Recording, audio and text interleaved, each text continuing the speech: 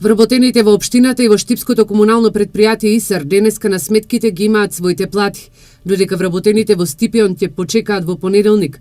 Денеска се префрлени парите за нивната плата. Во Штипските јавни предпријатија, училиште и градинки до 15 ноември, градоначалникот на општина Штип Благој Бочварски ќе соработува со директорите и раководителите кои се поставени од претходниот градоначалник.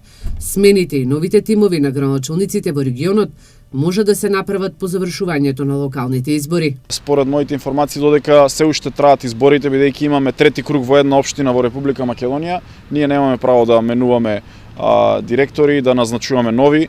До тој момент, после 15 ќе разговарам со секој од нив да видиме како и на кој начин тоа ќе го направиме. Јас верувам дека ќе наидеме на нормална, коректна комуникација од нивна страна, за да го поставиме тимот кој што во наредниот период ќе работи заедно со мене во општина Штип. Бочварски засега не ги открива имињата на неговиот тим, односно на новите директори на јавните предпријатија, училиште и градинки, кои се под негови ингеренции. После 15 ќе носиме одлуки, немаме потреба да брзаме да ги разрешиме сите. Во исти момент ќе видиме каква е состојбата, некаде имат истечено мандат некои директори, таму ќе реагираме побрзо, таму каде што нема ќе седнеме и ќе видиме како ќе го решаваме проблемот.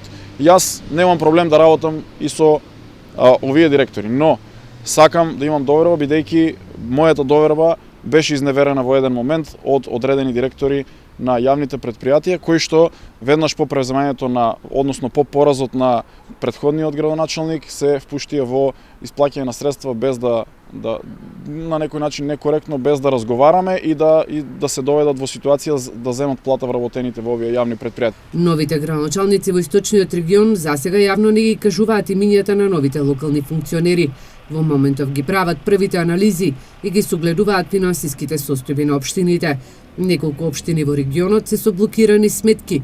Кочани е прогласена за неликвидна општина, а Штип засега во првата недела од мандатот на градоначалникот главна тема беше обезбедувањето на платите на околу 700 вработени во администрацијата и јавните предпријатија ИСАР и Стипион.